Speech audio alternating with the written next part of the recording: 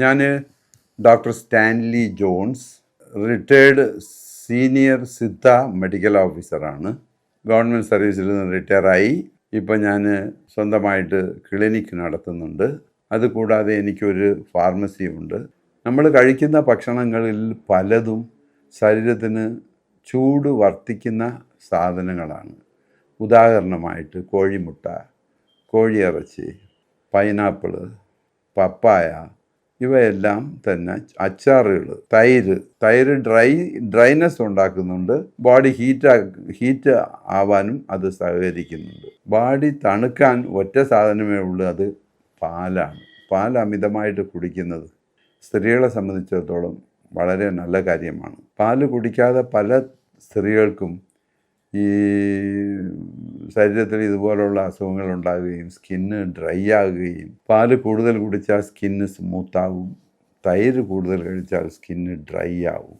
ഈ dryness മാറ്റുവാനും smooth ആവാനും പാല് ധാരാളം കുടിക്കേണ്ട അത്യാവശ്യമാണ്. കഫക്കെട്ട് തുടങ്ങിയ പല അസുഖങ്ങൾ കാരണം ബുദ്ധിമുട്ടുന്നവർ പാല് കൂടുതൽ കഴിച്ചാൽ അവർക്ക് കഫത്തിൻ്റെ ശല്യം കൂടും, ചിലപ്പോൾ ചുമ ഉണ്ടാവും.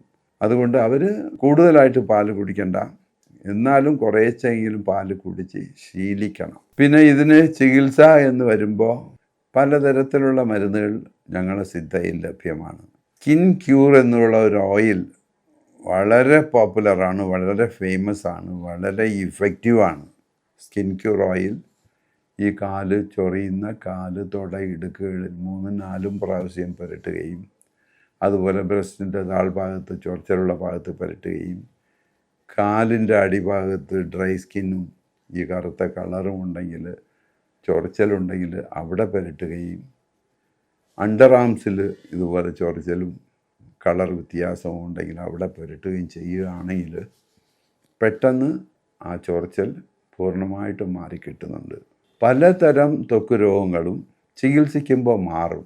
പക്ഷേ ചികിത്സ കഴിഞ്ഞ് കുറച്ച് കാലം കഴിയുമ്പോൾ അവരുടെ ഭക്ഷണ രീതികളിലും മറ്റും പല റീസൺസ് കൊണ്ട് ഇത് വീണ്ടും തിരിച്ച് വരുന്നു. പല ത്വക്ക് രോഗങ്ങളും റെക്കറിങ് നേച്ചർ ഉള്ളതാണ്. അതുകൊണ്ട് അസുഖം മാറിയാലും ഈ ഞാൻ പറഞ്ഞ സ്കിൻ ക്യൂർ ഓയിൽ കുറച്ച് കാലത്തേക്ക് കൂടെ തുടർന്ന് അത് പുരട്ടുക.